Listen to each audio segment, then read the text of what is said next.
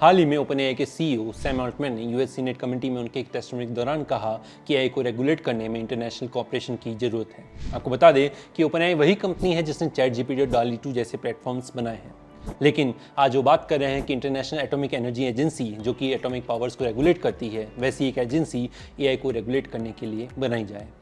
ऐसा कुछ हमें पिछले महीने देखने को मिला जब यूरोप के लेजिस्लेटर्स ने यूएसए के प्रेसिडेंट को पुश किया कि दुनिया को एआई डेवलपमेंट के रेगुलेशंस और कंट्रोल की जरूरत है। जाने माने एआई क्रिटिक गैरी मार्कस ने भी एक आर्टिकल में लिखा था कि दुनिया को एक इंटरनेशनल एजेंसी की जरूरत है जो एआई को रेगुलेट करे।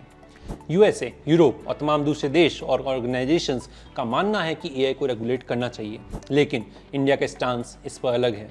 इंडियन गवर्नमेंट का कहना है कि एआई ग्रोथ को अनेबल करता है। उनका मानना है कि एआई कैटलिस्ट है जो फास्टर डेवलपमेंट के लिए मदद करेगा। लेकिन क्या इंडिया का ये पाथ सही है? क्या इंडिया को इंटरनेशनल ऑर्गेनाइजेशन का हिस्सा बनना चाहिए? क्या दिक्कतें आ सकती हैं इंडिया को अगर ऐसा होता है? नमस्कार, मैं हूं लोकेश चौधरी और आप देख रहे हैं हमारा वीकली शो स्टोरी क्या है। कहा जाता है टेक्नोलॉजी का इम्पैक्ट और इम्प्लीकेशन ह्यूमन चॉइसेस के द्वारा शेप होती है। इंडिया की रिच डाइवर्सिटी, उसका unique socio economical culture, political context बाकी देशों से अलग है और इसी कारण एआई का इम्पैक्ट इंडिया के अंदर ही अलग अलग तरीके से दिख सकता है। उसके बाद इंडिया की वर्कफोर्स पर एआई का इम्पैक्ट भी बाकी देशों से मुकाबले अलग होगा। इंडिया में जहां बाकी देशों के मुकाबले लो स्किल्ड वर्कर्स का पूल सिग्निफिकेंटली बड़ा है, वर्कर्स का एक किसी सेक्टर में डिस्प्लेसमेंट ज़्यादा बड़ा इम्पैक्ट क्रिएट करेगा जो शायद किसी वेस्टर्न नेशन में देखने को ना मिले। और शायद वेस्टर्न कंट्रीज लीनियंट रेगुलेशंस के लिए ज़्यादा ओपन रहे बजाय इंडिया के, जिसे ज़्यादा स्ट्रिक्ट रेगुलेशंस का सामना करना पड़े। और हमें यह भी सोचना पड़ेगा कि अगर ऐसी कोई इंटरनेशनल बॉडी बनती है तो इंडिया का इन्फ्लुएंस उस बॉडी पर कितना रहेगा। आज की डेट में इंडिया चाहे यूएन काउंसिल की फाउंडिंग मेंबर्स में से एक हो, लेकिन फिर भी यूएन सिक्योरिटी काउंसिल में इंडिया को आज भी परमानेंट सीट नहीं मिली है। गियाडा, जो कि हगिंग फेस की प्रिंसिपल एआई एथिसिस्ट है, उनका भी मानना है कि एआई को लेकर एक इंटरनेशनल एजेंसी नहीं बननी चाहिए। उन्हें हमें हाल ही में दिए इंटरव्यू में ये कहा कि ये एक तरह का न्यू कॉलोनिज्म साबित होगा। उनका मानना है कि वेस्टर्न व्यूज को इंडिया, चाइना या साउथ अफ्रीका पे थोपना एक सही फैसला साबित नहीं होगा।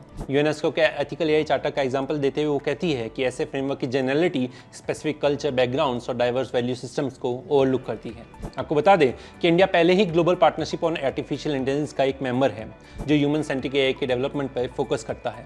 लेकिन अगर बात रेगुलेशंस की आती है तो इंडिया को देखना पड़ेगा कि इंडिया अपने टर्म्स पर एआई को रेगुलेट करे। ऐसा नहीं है कि एआई की बात आए तो इंडिया को एथिकल कंसर्न्स नहीं पता। 2018 में रिलीज हुई national strategy of AI report में ही इंडिया ने इसको स्पेशली हाईलाइट किया था। इनफैक्ट इंडियन गवर्नमेंट की बॉडीज रेगुलेशंस के पैचवर्क भी तैयार कर रही है, जैसे कि मिनिस्ट्री ऑफ कंज्यूमर अफेयर्स ने एआई एनेबल्ड प्रोडक्ट्स लाने वाली कंपनीज के लिए गाइडलाइंस दी है। ब्यूरो ऑफ स्टैंडर्ड्स इंडिया के एआई स्टैंडर्ड्स को इंटरनेशनल स्टैंडर्ड्स के साथ मैच कर रहा है।